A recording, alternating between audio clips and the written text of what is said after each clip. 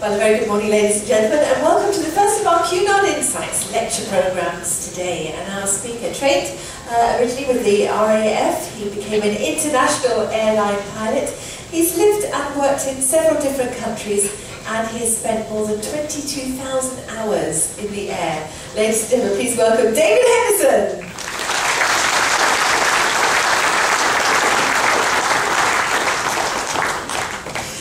Well, good morning, ladies and gentlemen, and thank you, Amanda, for your introduction. Absolutely divine. Thanks ever so much. It's a wonderful pleasure and a privilege to be invited to join you on this festive cruise over Christmas and New Year. I asked myself the question before I left home to come on this cruise: what sort of passengers are we going to have on this cruise with us? The answer I came up with: it's either people who don't want to be with their families at Christmas, or people whose families don't want them at Christmas. Tick whichever box applies to that one. I've had the pleasure of speaking on board several of Cunard's magnificent ships recently, and I have to say that Queen Elizabeth is my favourite. I know we're not allowed to have favourites, but I have to say I've worked on Queen Elizabeth quite a lot, and we've got a lovely crew, great bunch of passengers, so I know we're in for a splendid voyage once the weather calms down a little bit. 4 different talks on various subjects. I'll go into those in a bit of detail in a minute.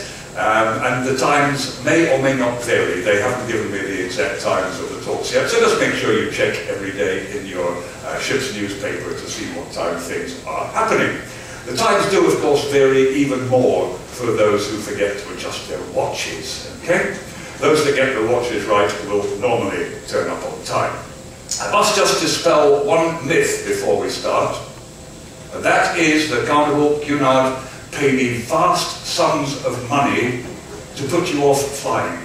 That is not true. Something bit about vast sums of money is certainly not true, I can assure you of that. The chart I'm going to show you next is a little bit out of date now, but this is the weather conditions that we had on Tuesday as we left port, which will explain to you perhaps why we had such a rough beginning to our voyage. As we left Southampton and coming down through the channel here and just turning over the northwest part of France there, we had winds blowing of up to 80 miles an hour, mostly directly on the nose of the ship, which is why she was pitching so badly. And then the last day it went round to a beam wind, which caused her to roll a bit. So that's of interest. I was talking to Captain Wells and I asked him what his limits would be for manoeuvring this huge ship in very, very strong winds. And in fact, it's exactly the same crosswind limit as we had on the aeroplane. It's 30 knots of crosswind component that he can accept for manoeuvring in and out of his mooring, in and out of the berth that the ship is arriving or leaving from. Now, that is explained by the fact that the side of the ship, Captain Wells said, is 10,000 square meters. And if you imagine that as a sheet of plywood, and you're trying to carry that in a wind, you're going to have your work cut out for you. So that is why we have that crosswind limit. And when I take you to Hong Kong later in the talk, we will look at a crosswind landing in Hong Kong, right on the limits for a crosswind landing. And it gets quite exciting for the guy who was doing it. So that's roughly what our chart looked like the other day. If it's going to be any different, I'll try and download some more up-to-date charts from the internet as we go along. So that was, no, that wasn't yesterday, I promise you that. That's going back a few years now. Again, just before we set off, I need to ask if we've got any other pilots in the audience. One? Yeah, 2? Yeah, another one down there. Okay, only 2. That's pretty good. Okay, I might be able to get away with this in that case. It's when I'm doing the American ships, especially on the Alaska cruises, there's a whole forest of hands goes up, because everybody in Alaska in the States, every second person in Alaska, I believe, has got a pilot's license of some form. Anybody else connected with the aviation business? Cabin crew, engineers? Oh, here we go. All the hands are going up now. Anybody from customs or immigration? They don't normally put their hands up, even if they are. They're the people we love to love. Security? Our other favourite people? Nah, we're not opening up to that one either, are we, guys? I don't know if you remember, a few years ago, they showed a series on BBC television. It was called Come Fly With Me, which was so clever, it was so beautifully done, it was so accurate in their portrayal of characters within the airline business. And I have worked with people who featured in that show. I've worked with him, I've worked with her, or is it him? Maybe, he's sort of maybe, not sure. But I've worked with the Penny, the stewardess who worked in first class, and I'll show you a clip of Penny in a later talk. I guess I was very fortunate in that I knew from a very early age what I wanted to do in life, and this gave me the motivation to concentrate and direct my attention to achieve this goal. It's very, very difficult to make up one's mind at a young age what one wants to do, but this was in my mind very, very quickly, very, very early in life. My dear old father, he never liked my career. He used to refer to me rather disparagingly as the family bus driver, which he did till his dying day. But thanks to the books of W.E. Johns, the blokes may remember these. I don't know if they were read much by girls. W.E. Johns and his Biggles books. I used to thrive on those. They were the equivalent in those days of what Harry Potter is today, I suppose. Everybody had to read them. So when my parents took me on my first ever flight in that aeroplane I showed you in the previous slide, which was a DC-3 Dakota, of British European Airways. This would have been when I was about 7 or 8, I guess. And we were flying from Aberdeen to Orkney, where my old mum came from. So we flew from Aberdeen up to Wick, right up in the northeast tip of Scotland here, and then on to Kirkwall. Now you're going to have to use your imagination here a little bit, because I need to paint a picture for you. Aberdeen, on a summer's day, it was mid-July or August. It was hot. It got above freezing in Aberdeen. Trust me, this does happen. It was a hot day in Aberdeen. They had just cut the grass at the airport.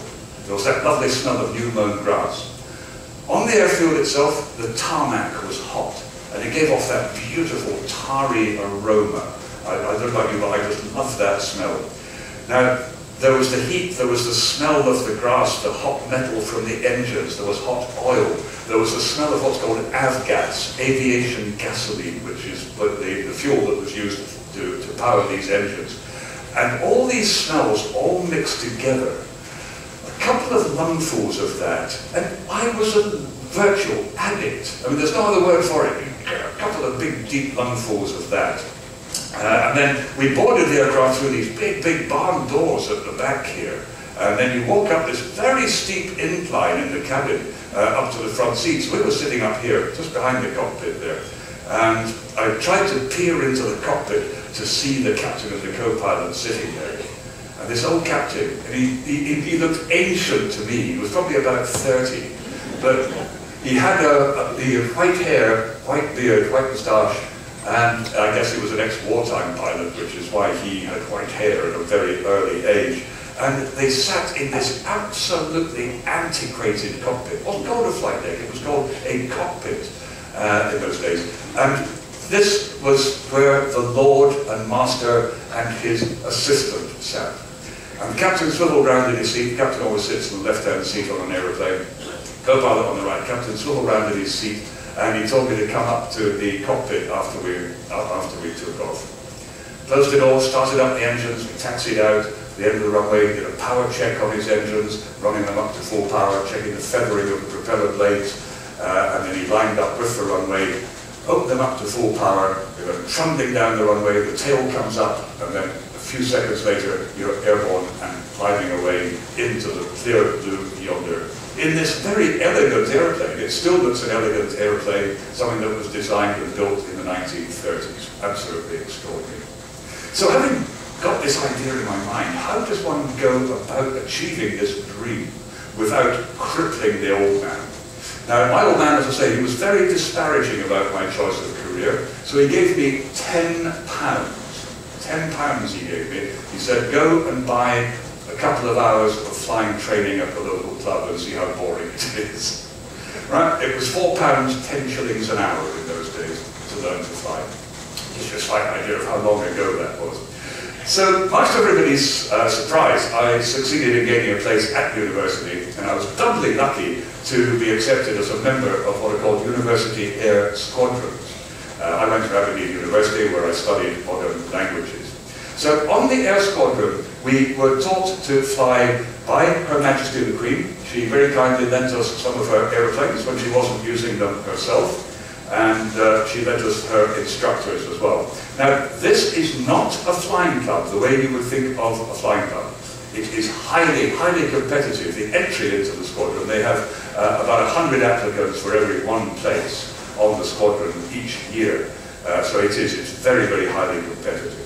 So here we were given basic flying training. We were taught meteorology, we were taught navigation, flight planning, formation flying, low flying, night flying, aerobatics, and all these were taught to a very, very demanding standard required of any RAF cadet pilot or officer cadet pilot.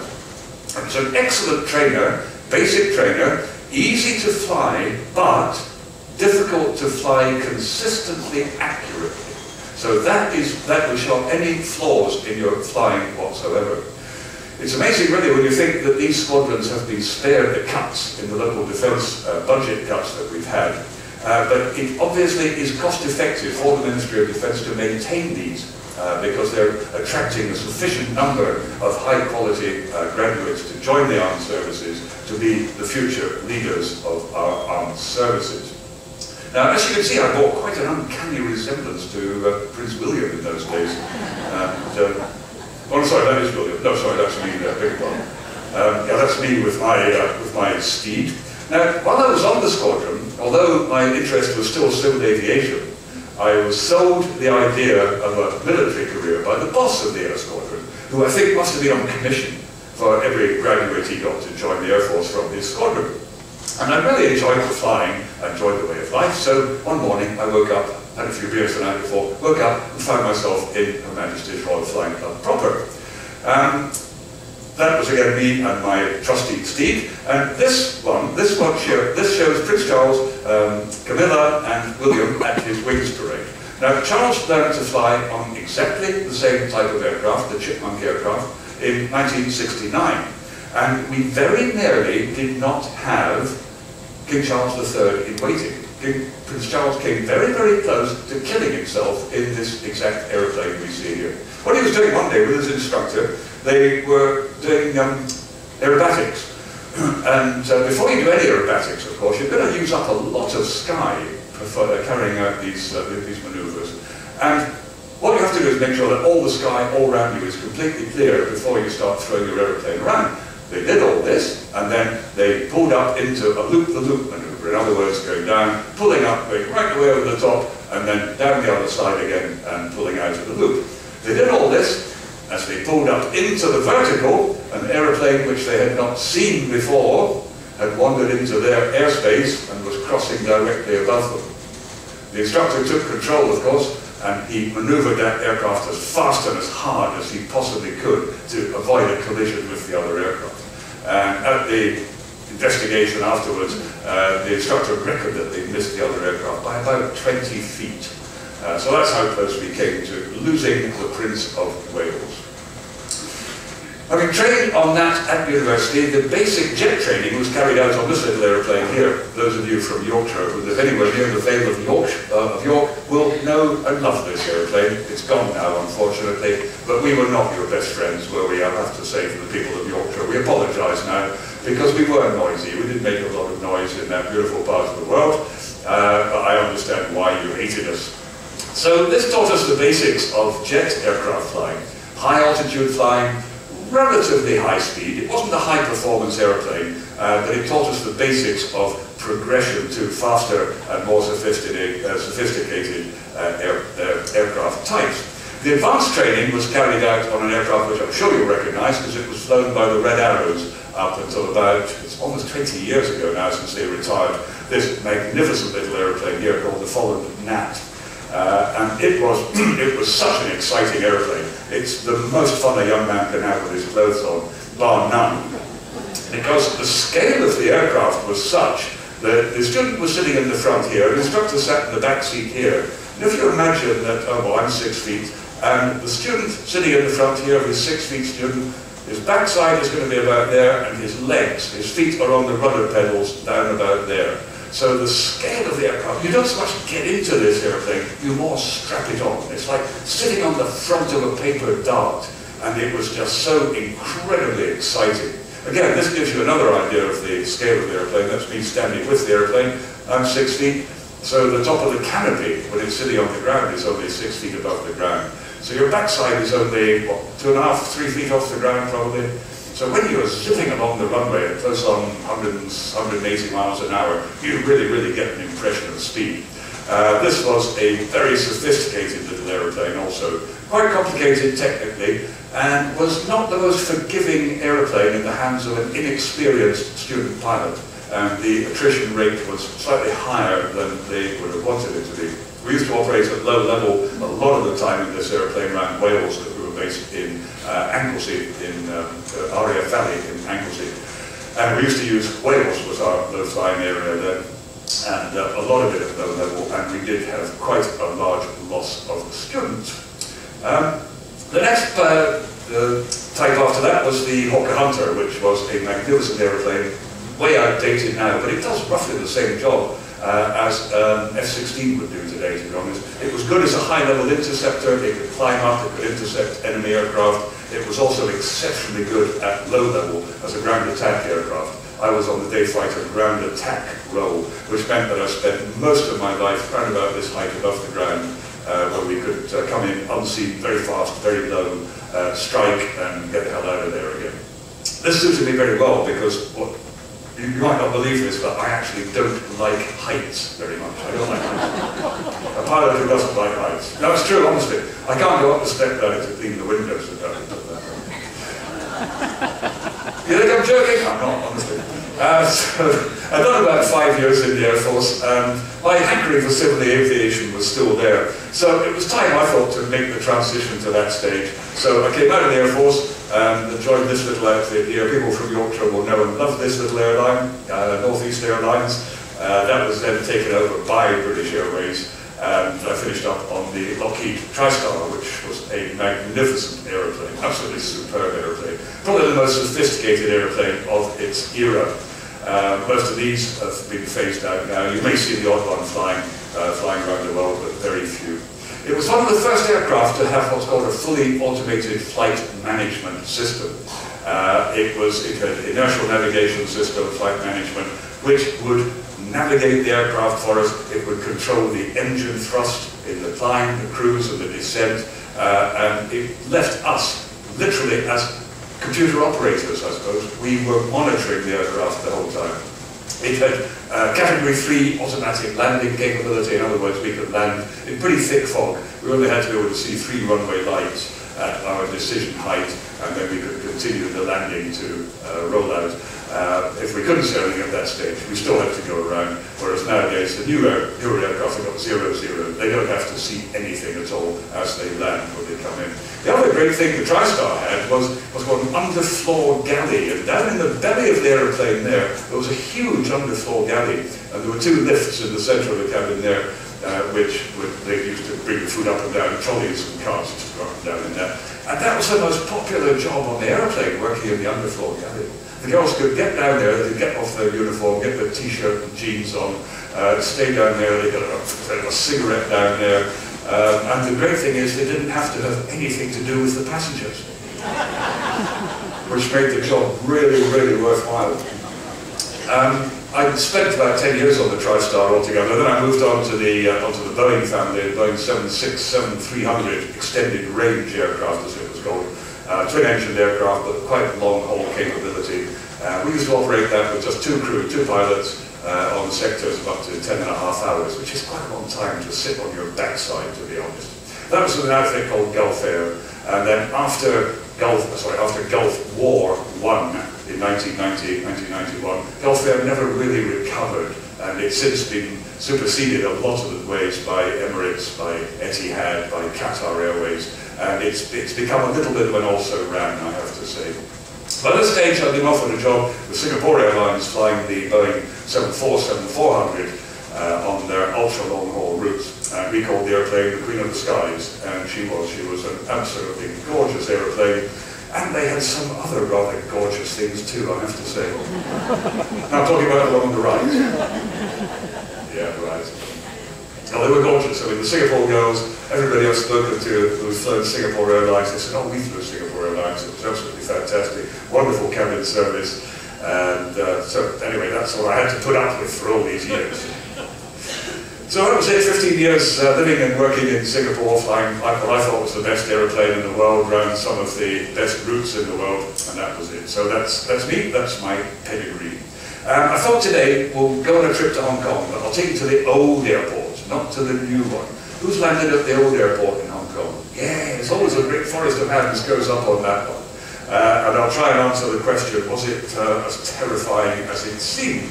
Now the other talks I've got planned for you, the next one I think we're going to do is air traffic control and how it works around the world and how we integrate with them and how some controllers are better than others. And I mean the Aussies, for example, they hate all pilots. Aussie air traffic controllers, they hate all pilots. They should actually be slightly better natured this week, since we've let them win the Ashes. They should be a little bit kinder to us. Now, the other one I'm going to do is called Is There a Doctor in the House? Which, again, is a fascinating talk, and I hope you'll turn up for that one, because I've come across a lot of people who've come up to me and said, yes, I had that, and I had that, and I had that. Basically, it's how we deal with medical emergencies in the air. What happens when things go wrong, when you get that bing bong, if there's a doctor on board, blah, blah, blah. And how you have to get your oxygen masks on really, really quickly if something does go wrong. How you can avoid jet lag and all stuff like that. It's proved to be a very popular talk. And then the last one, I call it Glamour in the Skies, which is all about our gorgeous cabin crew and how we integrate with them. And how I have to explain that they're not there to save your gin and tonic. They're not there to serve that. They're there to save your life when things go wrong. We hope they never do, but they are your last line of defense when things go wrong. So I pay tribute to them, and a little bit of a laugh as well, actually. So that's good. Right, off we go to Hong Kong. Setting off from London to go straight out to Hong Kong. That's all we need to do, isn't it? It doesn't look too complicated, but simple enough. Doesn't look all that far, does it? As you might imagine, it's not quite that simple. What we have to consider is that the shortest distance between 2 points on the Earth's surface is not a straight line. Because the Earth is not a perfect sphere, the shortest distance is what we call a great circle track. Now, although this is the track that we might fly today, it's not set in stone. We wouldn't fly this one every time. But you think, well, hang on, that doesn't make sense. We're going out over Essex, we're going up over Denmark, southern Sweden, Estonia or Latvia, and then over Russia, down over Kazakhstan, then down through China into Hong Kong. That can't be right. Surely it must be quicker just to go zip straight down that way. Sometimes it is, and it will depend in that case on the winds, en route, more of which will come in the air traffic talk. But generally speaking, we will fly a great circle track. You may have heard the officer on the bridge saying they're navigating on a run-line track. Yeah, a run-line track is pretty well a straight line, but they will sail pretty effectively coming transatlantic on a great circle track. It will be a series of run lines, which if you join all the bits together, would come out very close to a great circle track. So that's how we do it. Now this phenomenon becomes even more apparent if we're flying, say, between New York and Hong Kong. You know, you think to yourself, if somebody said, how are you going to get from New York to Hong Kong? Well, we'll come east about across the Atlantic, across the UK, across Russia, through China to Hong Kong that way. Oh, no, no, no, no, no. We go right over the top of the world. We come up over Hudson's Bay, up over the far northern part of Canada, and then almost directly over the North Pole, and then down the other side again through Russia, China, and into Hong Kong that way. And that is the shortest distance. Now, when we get to the airport, we're normally there about an hour and a half before to get our briefing from a gentleman who's called the aircraft dispatcher. Now, he will have done a lot of the work for us by this stage. He and his trusty computer will have worked out what is going to be the best route for us, taking into account all sorts of things, taking into account the winds, the weather on route. Is it going to be bumpy on this route? Would it be smoother going on a different route? He will look at the cost of air traffic control on that route. Some countries charge more than others for their services, so it might be cheaper to go a little bit further but pay less to air traffic control. So all this is taken into account, and he comes up with a flight plan which is called minimum cost. In other words, everything taken into account. This is your minimum cost to get from A to B today. He will then present us with that flight plan. We check it, make sure we agree with it, which we don't normally disagree with it, because it means going back to square one and starting again. He'll brief us on security, if there are any security threats to our flight on that particular day. He'll tell us about any technical issues on the aircraft, because we can, you might not want to know this, we can carry technical snags on board the aircraft as long as they're not going to impinge on the safety of the aircraft. For example, we've got 4 generators, one on each engine. If we've got one generator not working, they can just knock that one out and we'll dispatch with 3 generators. That's not a problem, we've still got 3. If we lose another one, we've still got 2. If we lose another one, we're going to have to start thinking a little bit and stop reading the crossword and start to think what we might do if we lost the other one. The fuel will be calculated by accountants, because fuel is very expensive. And accountants will give us the absolute minimum amount of fuel we need to operate that flight safely with the required reserve fuel when we get to our destination. Okay? Now, accountants are wonderful people. We couldn't live without them, I know. But they are people. Have you got any accountants? Oh, one. You'll know what I mean when I say accountants are people who think you can fly an aeroplane with 1.98 pilots. Nobody tells the accountants that actually you need 2. Because they say, well, we'll cut 2 pilots from this base and 3 pilots from that base, and they finish up with a weird number of pilots, and they find they can't crew the aeroplanes adequately. So that's us. He will then brief us on the en route weather. This is important for the cabin crew. We need to brief them if we're expecting turbulence shortly after takeoff. They might want to delay their cabin service till we're through it, or if it's a bit later in the flight, they might want to get their cabin service done quickly and get it all cleared away before we come into that area of turbulence. They'll brief us on any important passengers, whether they are commercially important passengers, in other words, you spend an awful lot of money on our airline, we're going to look after you a little bit better than the guy who's travelling steerage for the first time. That's just the commercial side of the operation.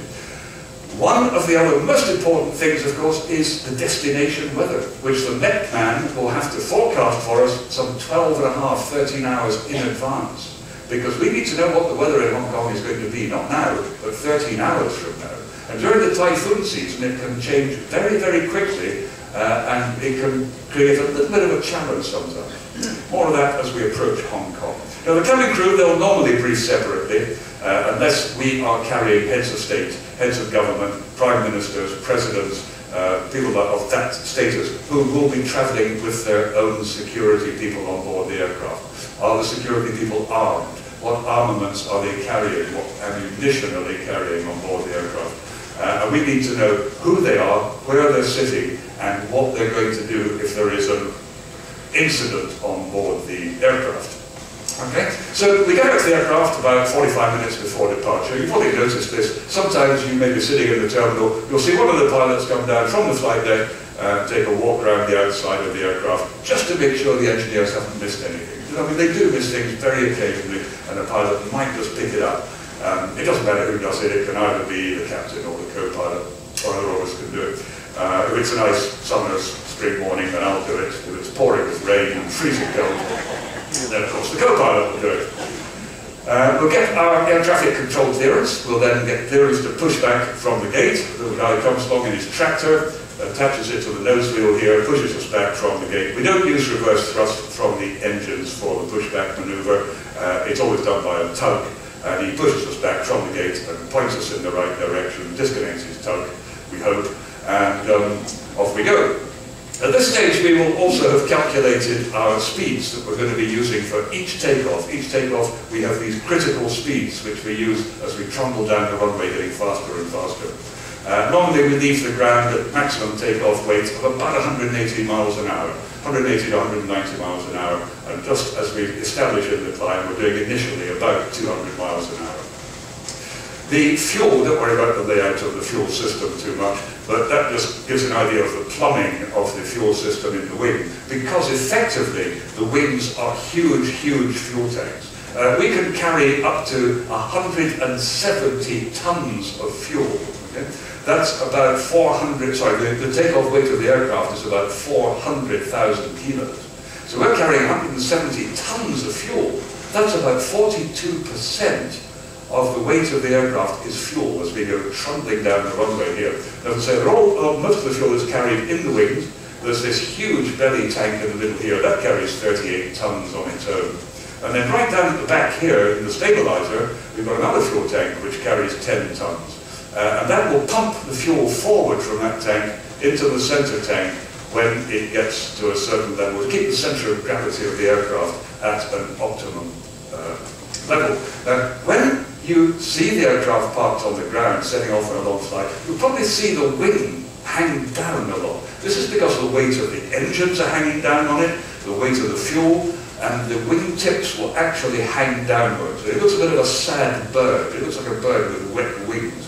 When we take off, those wing tips, as we transfer 400 tons from the wheels onto the wings, those wing tips flex upwards by 12 feet on the jumbo. And you can actually see, that's twice my height, that these wings actually flex upwards.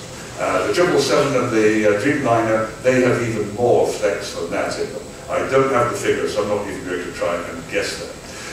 Now, we can do normally up to about 14 hours on duty.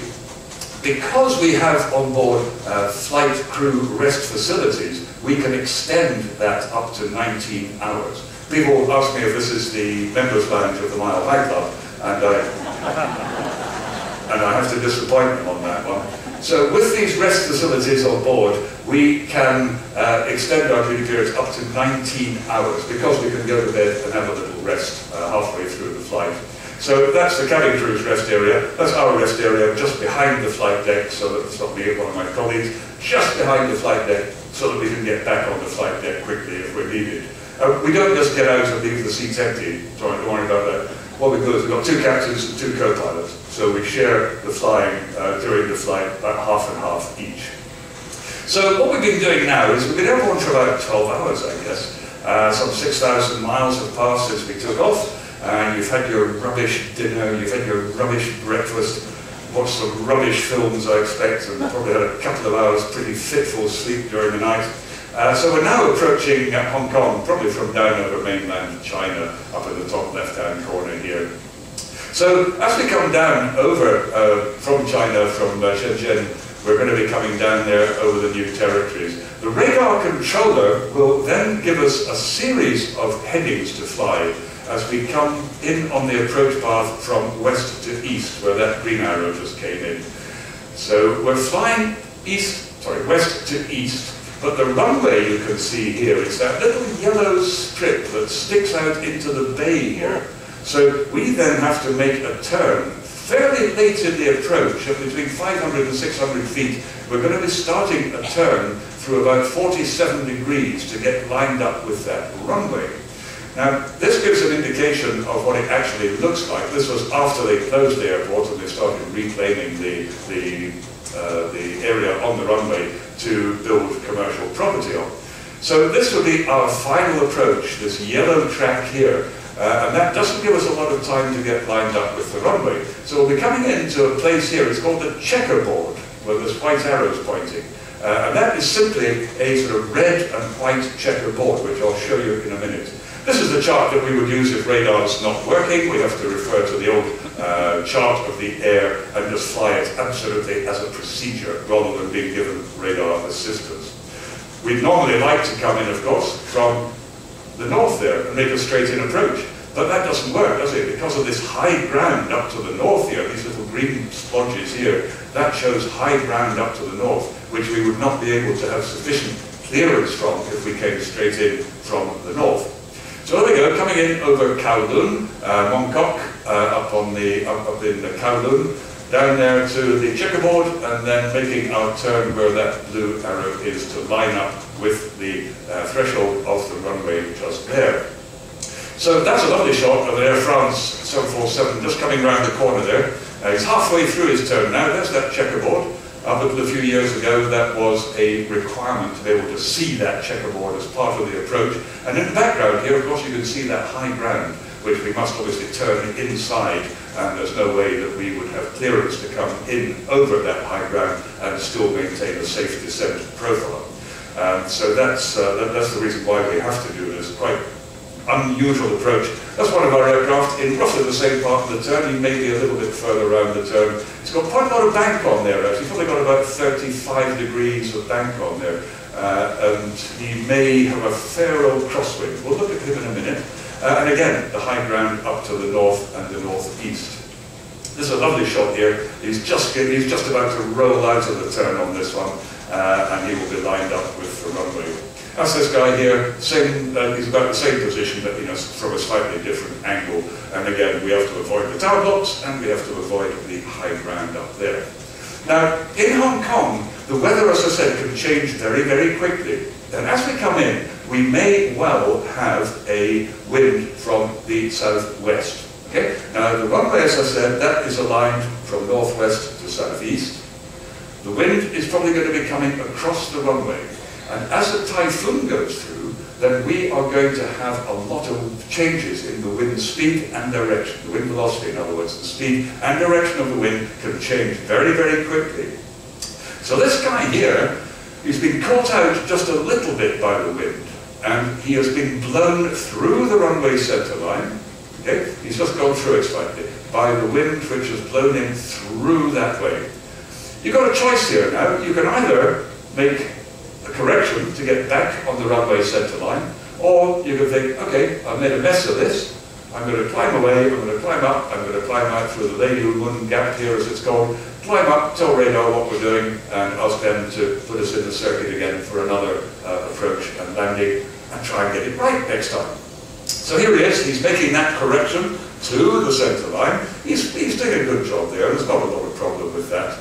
In this one here, he has just overcorrected ever so slightly, and he's gone just to the other side of the centre line now. Not a problem, he's in a safe place, he's going to touch down very, very shortly, and everybody will be happy. The only problem facing him now is, because he's got the wind blowing that way from right to left on this slide, it's got underneath that into-wind wing, okay? And it's now trying to lift that wing.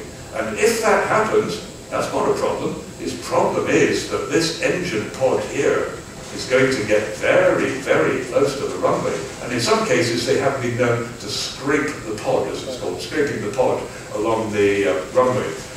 And this, again, this is where we come into our crosswind limits. The maximum crosswind we can accept, exactly the same as we can accept on Queen Elizabeth, is 30 knots of wind across the runway.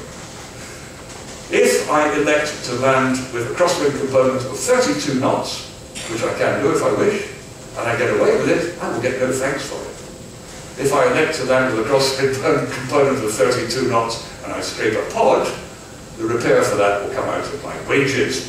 I will be invited in to see the chief pilot and explain the error of my ways. This is the sort of iconic shot, I suppose, of the old Jumbo going into Kai Tak, of flying through the apartment blocks. And those of you who've been there, who've been sitting on this side of the aircraft during that approach, as we turn right to get lined up with the runway, then of course you can look into the blocks of flats, see what the Chinese people are having for lunch, and on these little sticks pointing out, hanging out from the blocks of flats here, you've got the laundry, all the washings hanging out to dry. So we normally pick somebody's wife from some on the wing as we go past the blocks of flats. We can get it wrong occasionally. We might have a wet runway, we might land a little bit long, we might not have the braking action that we expected, and the aircraft has, unfortunately, gone off the end on occasion. This guy went off the end doing about 10 knots, but just the inertia that he had left, the brakes just did not have the energy, the capacity to absorb that last bit of energy, and he went off the end. They all walked away from it, and I think some of them got their feet wet, but that was about it. He, of course, was called in to see his chief pilot, and I think it was for a cup of tea that day, no biscuits on that particular occasion, I don't think. And this guy here, now this looks like it might be a bit dodgy. He looks like he's going to be terribly high and terribly. He looks like he's going to land about there, doesn't he? And he's going to go splosh off the end of the runway there. But that's actually taken with a very powerful telephoto lens which plays tricks and it compresses everything. So he's actually just about in the right place at the right time. I'll just run that for you as a film of the approach.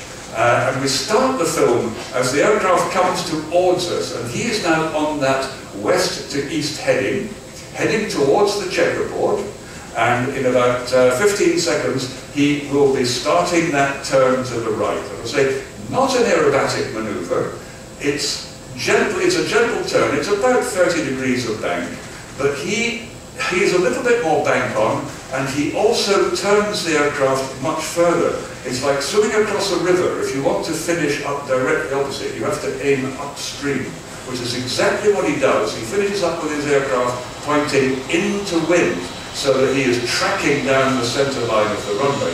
He's doing a lovely job there. He's got it absolutely nailed. He's now going to be lined up with the runway, but you'll see the aircraft is pointing one way and travelling in another. He will then try to align the aircraft with the runway. If he had touched down exactly when he thought he was going to touch down, it would have been perfect.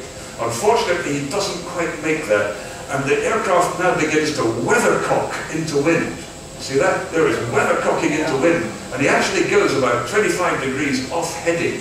So he lands the aircraft sideways, and that great puff of smoke from the tyres, and that then kicks the aircraft straight and puts it down the runway again for him, which is very impressive. It's perfectly safe. I used to absolutely hate doing that because Mr. Boeing says, no, that's absolutely fine. He said, you can land my airplane like that. He said, I don't mind, they're strong enough to take that. But it always felt so terribly uncomfortable to me, I have to say. There are other wonderful airports in the world. Have you been to St. Martin at all in your cruising? That's a wonderful place to go, because you have to come in quite low there to make sure you land right at the end of the runway there. So that's the aircraft coming in over the beach at St. Martin. It's fun. I mean, it's just a fun thing to do. The beach itself is actually a tourist attraction in its own right at St. Martin. And this one here just shows the danger. Because what kids do is they like to be blown backwards by the jet blast. They like to be blown into the sea. So it says jet blast of departing and arriving aircraft can cause severe physical harm, resulting in extreme bodily harm and or death. It doesn't stop the kids though. Low flying and departing aircraft blast can cause physical injury. And I often ask myself, I wonder what caused that hole in the middle of the sign, there, and I found myself thinking, I wonder, if I'm having a good day, I find myself thinking, oh, I hope that wasn't somebody's head. And if I find myself, if I'm having a bad day, I find myself thinking, I hope that was somebody's head. Anyway, we're just about there, I think. Have we got anyone from Liverpool with us? Oh no, oh good, so I can show you this one. That's excellent.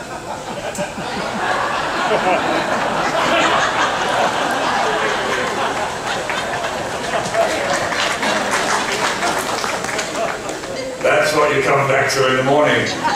Unless you pay the protection money. Unless you pay the little Liverpool guys some money to look after your aeroplane for you overnight. The next one is air traffic control, and if you just check your daily program for that one, I've got a note of where that one is. So anyway, thank you very much for coming in this morning. I do hope that's been of some interest to you, and I look forward to seeing you around the ship and at the next one. Thank you very much.